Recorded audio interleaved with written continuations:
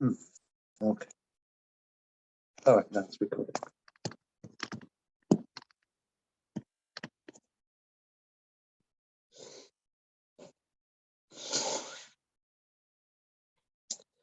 But while you may find it hard to generally desire the merging of these divine energies on behalf of the whole community, every person in Israel does have the generally authentic desire, at least, for his own soul to merge with and to be absorbed in God's light as one, with all his heart and soul, rising from the innate love which is dormant in the heart of all of Israel. So the desire connects to Hashem, to God, and not to be separated or cut off in any way, God forbid, from his absolute oneness. Even if this requires actually giving up one's life, what we call Mesiras Nefesh. So above we discuss how the innate love of your divine soul will be powerful enough to bring you to Mesiras Nefesh, to give up your life for God, if it would ever come to that. The Tanya revisits this idea here, not in the literal sense of giving up your life, but in the sense of every mitzvah being a kind of devotional Mesiras Nefesh, giving over your soul to be absorbed in God. So one of the things he comes back all the time is the concept that what happens, all these beautiful meditations, all these beautiful ideas of love and awe of Hashem, what happens if I don't feel for it? So he says, at least try to meditate, at least try to know the concept. He says, even if you don't have all those deep meditations, the fact is that every Jew naturally has a love, a general love and desire to be close to Hashem. That's by definition that you're having in the Shama, you have a soul, your soul wants to be connected to the point that it's ready to, as we know, we learned in other chapter, that when that a person with the neshama, with such a powerful soul, no matter where they are, no matter how far they have distanced themselves from Hashem, when it comes to a point where the call for Mesiras Nefesh, the call for giving up somebody's life for Hashem, when it comes to that point, your neshama awakens or springs up. That's in the literal sense of giving up life for when it comes to matters that are important to the actually existence of your soul, and the person doesn't want to disconnect their soul.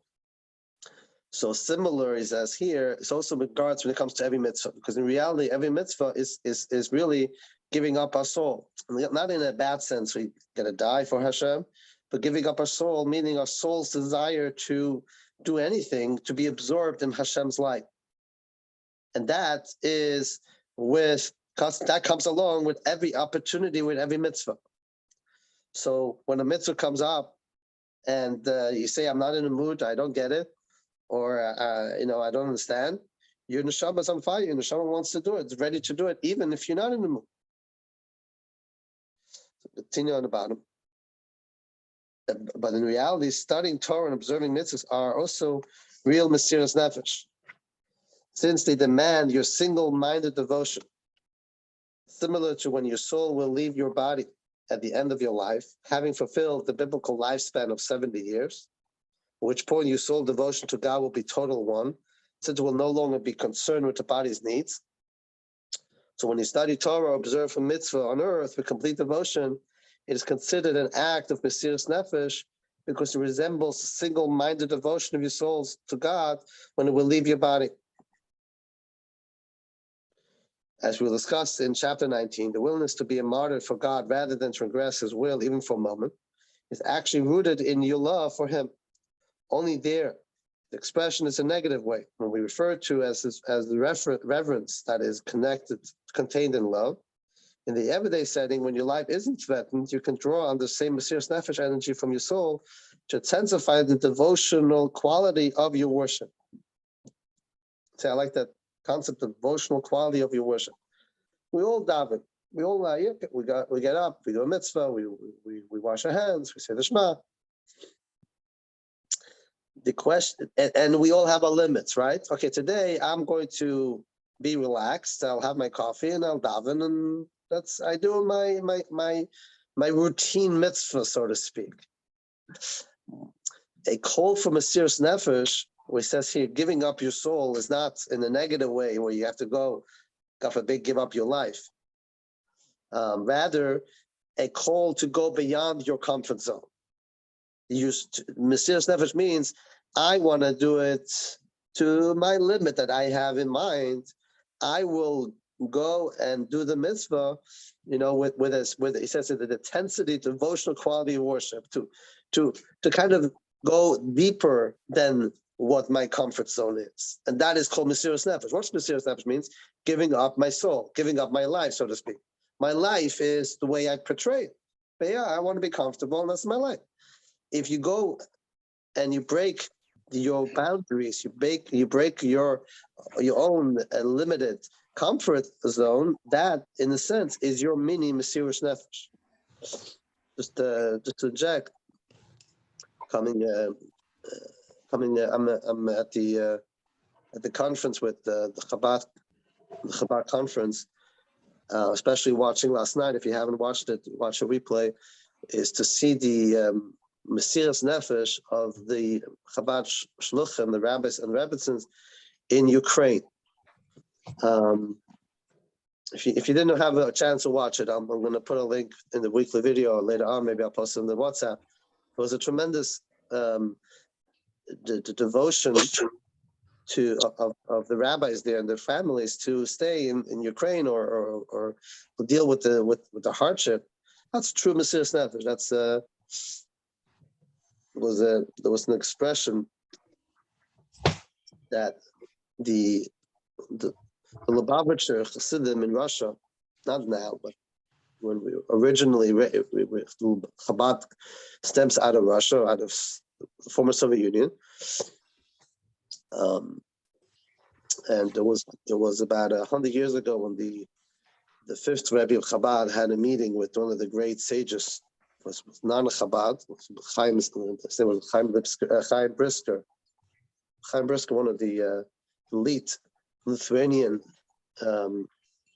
tremendous scholar, and he befriended himself with the Lubavitcher Rebbe. So they asked him, what do you like so much about the Lubavitchers, about the Chabad Chassidim? So he said, how come we know that in Torah we have two famous mountains. There's two famous mountains in Torah. We've got Mount Sinai, where the Torah was given, and the second mountain is Mount Moriah. That's Mount Moriah. Mount Moriah is the mountain where the temple was built, right? In Jerusalem, the Temple Mount. How come? What happened on Mount Moriah? And what happened to Mount Sinai? Today, the Mount Sinai has no meaning. So it was a one-time event, but it was such a huge event. Miracles and God's voice and thunder and lightning. It was a tremendous event. But after that, nothing happened to the mountain. There's no remnant. However, Mount Moriah, that's the mountain. That's the holy mountain. We go till today. We go to the Western Wall. We daven at that mountain. Temple, even destroyed, the holiness remained there. So Chaim said, why is that so? He says, because true, Sinai, there's Torah over there. But what happened to Mount Moriah? We read last week. That's where Abraham was ready to sacrifice his son Isaac. That was the binding of Isaac. So Mount Moriah represents Mesiras Nefesh, self-sacrifice. You can have Torah, have a tremendous knowledge of Torah. It's not something that is ingrained, that remains from generation to generation, if there's no Mesiras Nefesh. Mesiras Nefesh, giving up, being ready to give up someone's life. So he says the Lubavitchers, they have Mesiras Nefesh, have a tremendous Mesiras Nefesh. Nothing even close to what we have. So, but that comes from the neshama. It's not copy patent to the Chabad community. Mesiras Nefesh belongs to every Jew. That's what he says over here. We'll continue. In the middle of 518.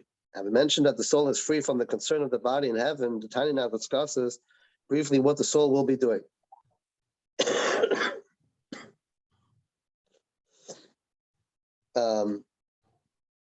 What happens? So rather in heaven, your soul thoughts will be completely devoted to it, immersed in the heavenly words of the Torah and prayer, which are God's words and his thoughts, with which the soul will be totally one. As we know, this immersion in Torah and prayer in the singular occupation of the souls in Gan Eden, heaven, stated in the Talmud and Zohar. Only there, in heaven, it is extremely pleasurable for the soul to engage with God's light and be absorbed in it, whereas in earthly Torah experience, this dimension. Good morning. Morning.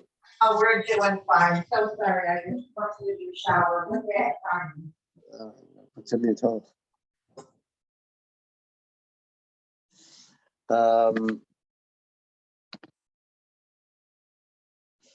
How do we get to heaven over here in the middle of this chapter? So he's saying earlier that a person, when they pass away, what happens? He's ready to go to the next world, right? Meaning his or her mission is accomplished, and you go to the next world.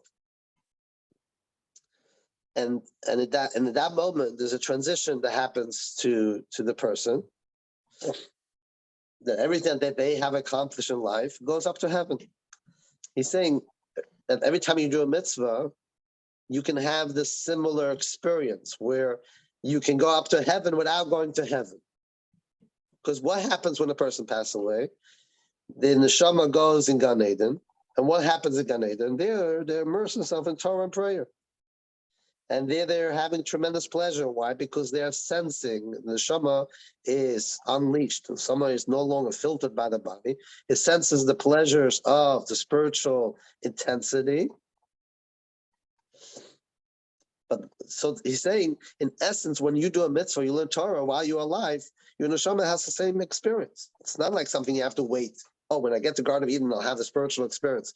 Spiritual experience you have now. Yeah. Yeah. Okay. So then, yeah. And then, and if you think about it, that's a tremendous exciting thing to think about. A lot of times people think, I'm living now my life, right? So I'm collecting credits or brownie points. And when I die, I'll have a nice Garden of Eden. Saying in Tanya all the time, it's not about getting there. It is actually what you get there is actually happening right now, or you have the opportunity to make it happen right now. Every time you do a mitzvah, every time you do Torah, you're having the exact same intense experience of being so connected to Hashem. The only difference is that we don't feel it. So he's saying on the bottom here, bottom 518, the Tanya will now show that the kavanah of devotional Mesiras Nefesh is conveyed by a passage in the morning prayers.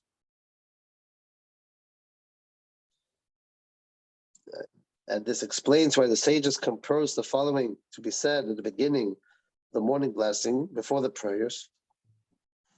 Say right after Modeh Ani, if you look in the prayer book, it's a beautiful prayer. There it says like this. I'm afraid in the Hebrew.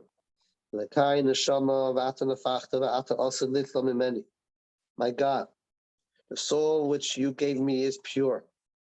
You breathed into me. And you will eventually take it from me. So just to give you here a little insight, we say the soul which you gave me is pure. So it says you gave me. Who's you? You refers to the essence of Hashem. Like Baruch Atah Adonai, we say Atah means you is the essence. That's the essence of the light of Hashem. That's before any evolution of the light, how it comes lower. Then Hashem took the essence of himself, so to speak, and he breathed it into me. He blew a living soul into me. And that happens every moment, happens every morning. And you will eventually take it from me. When we pass away, Hashem takes it from us. Also, when we go to sleep, Hashem takes our soul, we go up and refreshes for us. That's a beautiful blessing for every morning. He says over here, 519, it makes sense that we thank God for placing our souls in our bodies, that you breathed it into me. But what is the point in adding, and you will eventually take it from me? Nobody wants to die. We say, Hashem, thank you for giving me a soul, and thank you that eventually you'll take it from me. Really? I hope never take it from me. I will keep it here all the time.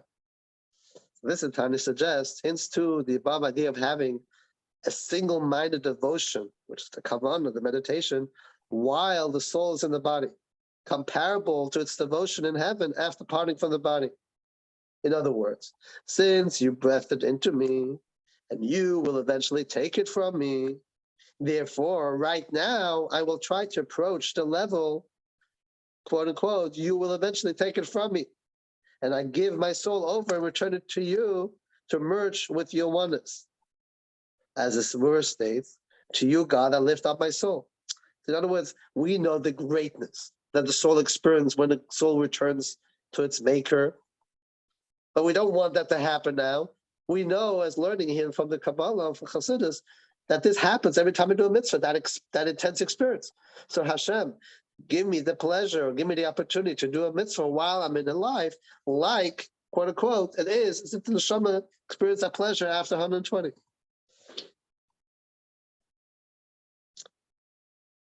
And as the verse states, to you, God, I lift up my soul. And the way I do this is by devotionally tying my thoughts to your thoughts and my words to your words through the Torah and prayer text. And really, I love that word tying. Tying means connecting. Every time I think Torah, my thought and Hashem's thought become one because I'm thinking God's thoughts. Every time, as we learn in chapter 5, right? There's that union, there's that binding, that connection that happens through my brain thinking Torah, which is not my Torah. It's God's Torah, it's God's wisdom. It becomes one with my physical brain. And when I pray and I do a mitzvah, everything becomes so interconnected and so intertwined and so merged with the Torah, right? And for the Torah and prayer text, which I study and recite, which devotion of a disembodied soul in heaven, and my feeling of handing my soul to you, is especially pronounced when addressing God directly in the second person, when the sense of His presence is particularly acute, such as "Blessed are you, Baruch Atah," text which implies that He is standing in front of you, Amar Ram. So we're talking not in third person. Many times in our prayer, we talk about third person. God of Abraham, God of Isaac, right? So we're talking about the third person sometimes.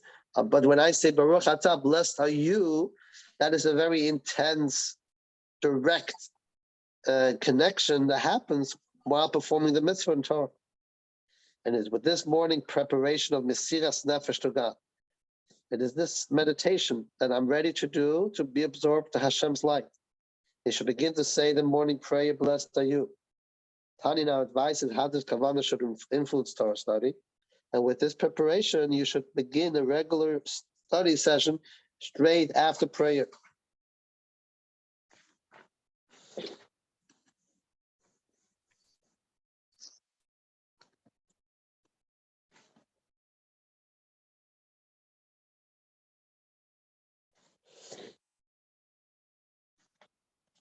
This one, I'm going to take a 2-minute break. I'm going to be right back. I'm just going to order my Uber, and then I can see how much time I have to continue this class. Hold on a second. Sorry.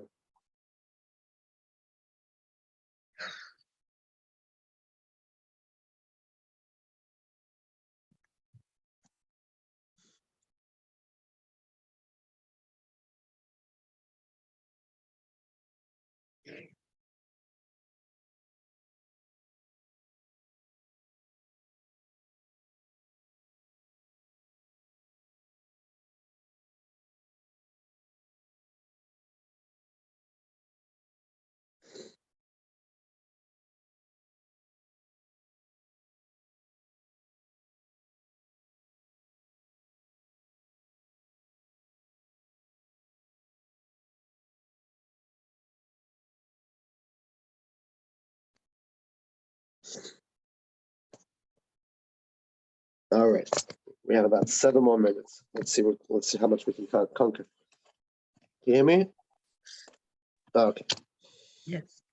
So we're on top page 520.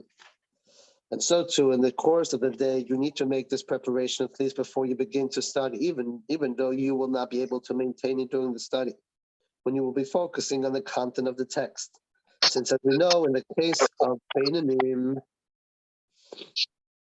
who don't remain in a state of enraptured consciousness of the divine at all times, because they're not in tzaddik, right? We have the animal inclination. So the crucial key preparation to ensure that study is from the mitzvah's sake is in the outset of study. Since when they are actually studying, their minds will be focused on understanding the text and not on the presence of God. So basically, it's super important that we do this little mini meditation every day before we start to learn, before we do a mitzvah. That's what he said. Again, I want to interject that there was a time when it was a tremendous plague during the Talmudic times. People were learning Torah. I don't know if it was the Talmudic times or the prophets, and the sages said it was the plague came all good, and everyone was learning Torah, but they missed to do the blessing of the Torah before they started to pray, which is in a sense what we learn today. So they asked them, because there's a blessing, there's a blessing you say before you start learning Torah in the morning, which is, and after this blessing, there's the blessing like we say when we come up to the Torah, right? Baruch atah Hashem, Elokeinu melech haolam, asher b'chabanu mikol ha'amim, v'nasa lanu es toraso, blessed are you Hashem, who chose us from all the nations. Thank you for giving us the Torah, giving of the Torah. So they said, just because they learned Torah, but they didn't say the blessing before, they didn't do the meditation before. So they said that's enough reason to have a plague that kills people.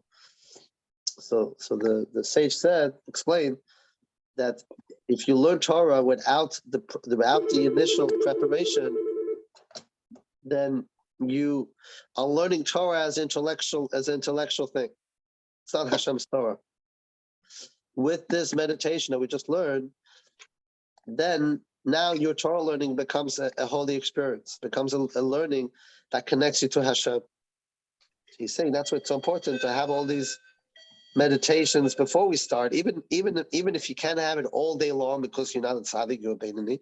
Because even if you learn at night, you learn it, let's say you learn in the afternoon, but at least you start your day this way, you set yourself up. Continue on 520. Tanya offers an illustration from Jewish law from which we see that having kavanah at the outset of study is sufficient.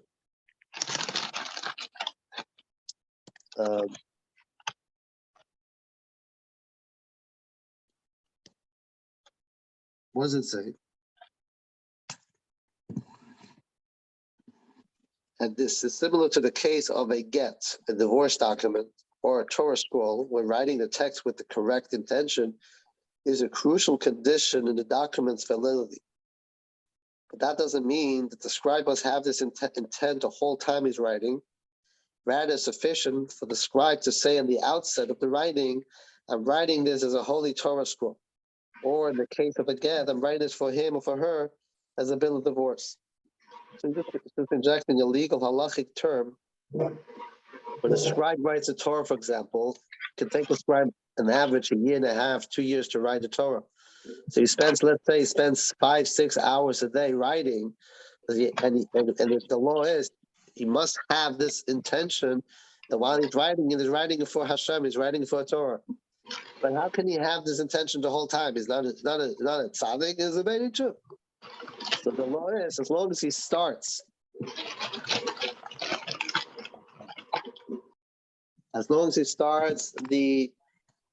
the writing in the beginning of the day, and before he starts, he says, "Hareini, Kaisav, L'Shem Kedusha Torah." I'm writing this as a holy Torah scroll. So if he spends a few seconds making that preparation, even if he spends 6 hours writing and he no longer has the intention of this, that he's writing it the whole time for Hashem, it's sufficient, it's fine enough. Continue to the bottom. However, if you study for a very long period, it's not sufficient merely to have this intent at the outset, and your kavanah needs to be periodically refreshed. If you study for several hours in a row, you ought to contemplate the content of the above preparation at least once per hour. The advice is based on the command, be careful not to forget God, which means we're warned to remember God at all times. And the Kabbalists have written that God's sacred name has 12 anagrams, which he conducts the world during the 12 hours of the day, the 12 hours of the night. And he has commanded us not to forget him during any of those hours. So the Tanya now elaborates on this idea because every hour there's a different flow of energy from the upper worlds to the lower worlds. As the unit of energy flow from the previous hour returns to its source, according to the secret of the world's oscillation energy, which is constantly running and returning to and from its source, as mentioned in the Sefer Yetzirah, and when the energy of the previous hour returns, it goes back along with all the Torah and good deeds from the lower worlds performed during that time. Each hour is ruled by a different anagram of one God's sacred name. So the time specifies which sacred name functions at different times. In other words, without getting too carried away, fact is, every hour, it's actually very interesting that every hour has a certain energy because there are 12 anagrams. Basically, anagrams are from Hashem's 4-letter words, Yud K Vav K. If you rearrange those, it has 12 different rearrangements of the letters. Each hour represents a different combination of energy. So every hour basically is a new category of energy. So if I'm learning Torah, I am giving flow to that energy. The Torah that I'm learning kind of sustains that energy. So if I have to have the meditation, it's ideal that I shouldn't do it once a day, but I should do it every hour by the hour. Let's try to do it at least once a day for now. Then we'll go to the hourly one, okay? So let's wrap this up here. So the Tanya is namely during each one of the 12 hours of the day, the world is ruled by one of 12 different anagrams of the blessed. Tetragrammaton, Havaya. And during the night, each hour is ruled by one of 12 different anagrams of God's name. Adonai, Kanoi is known from our Maya propers. Those are very Kabbalistic sources. Let's continue. Let's finish up this chapter. So finally, the Tanya stresses that the Brav mysterious nefesh, Kavanah, ought to be carried out not out of personal fulfillment, but to bring satisfaction to God. Now, your whole intent in having mysterious nefesh for God in Torah and prayer is to lift the spark of godliness within you up to its source. Should be with one purpose, solely to give God a feeling of satisfaction, and not for your own gratification, as in the above mentioned analogy of the king's joy when his only son comes back to him from prison, released from captivity. So this is just a tremendous joy that happens from Hashem. Again, the Tanya will emphasize that even if this altruistic intent seems beyond you, it's your innermost desire stemming from the innate love of God in your soul and in the neshama. So now for every soul in Israel, this kavanah is completely genuine and absolutely authentic. And every time and every moment, even if you're not sure that your intentions are generally selfless, since it comes from the innate love of the soul, which was inherited by us from our Father, only you shouldn't be satisfied with inherent love, and you must also schedule sessions to contemplate God's greatness so as to attain a reverence and love of God generated from the mind. And then perhaps with all this effort, you will succeed, as have been explained above in the previous chapter, the path of this goal. Yeah. All right, I have to get going, but this is really at the end of this chapter is beautiful. Email. So what I'm going to do, God willing, next week we'll be on Zoom again. I want to do a little overview on what we learned today as we go into chapter 42. Yes. And if you're around on Shabbos, I look forward to seeing all of you. I had a tremendous weekend here in New York. I had a very special evening last night till 3 a.m. I had a Farbrengen with Rabbi Lazar, Chief Rabbi of Russia. Oh, really? It was a very special night. I was a little hoarse, but it was a very powerful experience. I want to share with you. Hopefully on Shabbos or maybe on the next Zoom. But I'm gonna run and catch this flight. Rabbi, drink a lot of tea with lemon, please. Lazar told me a lot of vodka. Well, not now. Vodka works too. He have a different experience. He's from Russia, so it's different. Okay. He's Italian. He's not so Russian. He's Italian. Oh, really? Yeah. All right. Talk to you later. Okay. Thank you.